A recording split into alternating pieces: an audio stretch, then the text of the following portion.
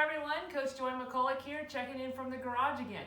Now, we are excited to add another layer to the skills we've been working on our trainer that can translate really well to the outside. If you remember back to our last 2 weeks of tips, we talked about engaging our core, all right? And then last week was looking up and down the road so we can see where we're going.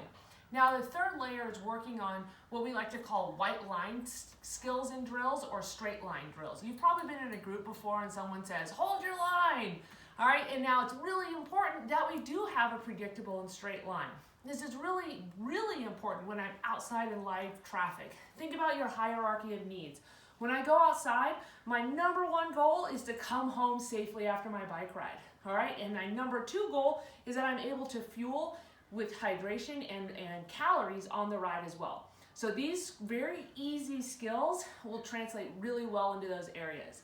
Now, I want you to find, either you can do this on your trainer, it's a perfect place to work it. Another option is if I'm outside, find that white fog line, all right? Or you can find in our city, we have really nice bike lanes that are even green lanes, okay? And I can practice going down the middle of that green lane or have Coach Brian riding next to me, and can we ride 2 by 2 in that green lane without bumping into each other or riding like a pinball machine, okay? So for our skills, these are what we want to be mindful of. We want to be able to see what's coming behind us, okay? So just like when we're driving our car, when I turn the steering wheel, my whole car or body does not come with me. Same thing here.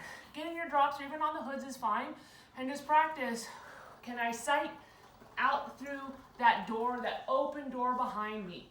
Okay? Can I see that silent Prius that's creeping up on me?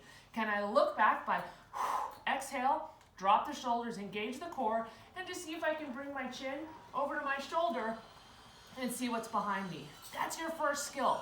It sounds easy, but it might be a little bit more complicated than you would think. Second, let's add to the complexity. Can I take my hand off and wave to my fans? Okay? A lot of times you think people are ignoring you on the bike path. They literally can't get their hands off the bars. All right, so cut them some slack, and I want you to practice getting your hands off the bars on that white fog line without moving. It's harder than you think. All right, so say we're riding along, I'm gonna wave to my mom, okay? I'm gonna wave to my fans without my bike deviating from that straight line. Engage the core, loosen that arm that's on the handlebars, and give your fans a wave. All right, now try it in the drops, and try it with the other hand. All right, now you're gonna find that one side is always easier than the other. Okay, just like if you're doing yoga, this is not uncommon that you're gonna have a much more ease with these movements on one side versus the other. All right, so number one was we're moving our head, looking over our shoulders. Number two, we're waving at our fans.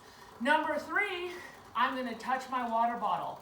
All right, when a lot of people, they're looking down to get to their water bottle, the bottle's always in the exact same spot. And I want you to practice just getting comfortable with it. Touch the bottle, and for some of you, you're like, this is so easy, it's second nature.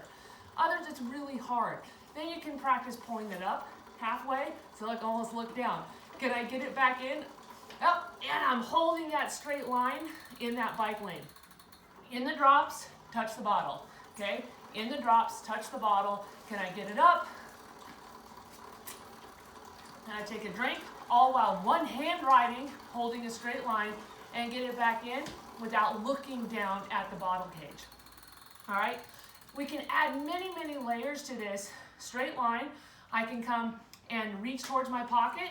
Again, this is really hard. You saw how all of a sudden my chest is opening up. This is a great way to put my hand on my lower back, look over my shoulder. I have much more open here, so I'm holding that straight line. So this is the next layer from I got my chin here. Now I'm gonna go to my low back, really open up. I can see my friends 200 meters back. I can see the truck coming. I can see the traffic coming. You're gonna be so much safer. Now I'm trying it on the other side. Now open up, engaging the core. Looking back, I can see my orange tree in the background, right? All while holding a straight line. Adding to that complexity, let's get something out of my pocket, all right? I've got one of Seamus's snacks here. I can open it up and eat it. What we found a lot of times, people are under fueling on their ride because they can't get into their pockets. Okay, whether I have my snacks, all right, whether I have maybe my chapstick, I can put that on while I'm riding as well. We want you to be able to move in and around the cockpit on your person while looking forwards, okay? So the main things I want you to work on this week is neck mobility, okay? Looking over the shoulder, all right, for safety reasons, seeing what's coming. So chin to the shoulder, add the layer of putting the hand to the back, open up that shoulder and look over that down the road, straight line, okay? Find your bike path and practice this. You might surprise yourself how squirrely you are to begin with. Give yourself a little bit of practice and boom, straight line all day. All right, we're gonna continue to add to these layers, but the main thing is for you to practice in a non-stressful environment. Recovery rides are perfect for this. Family rides, if you're out with your partner, your spouse, or a kid, like let's try to ride 2 by 2 and move our hands. I could ride next to Brian, put my hand on his shoulder and ride a straight line.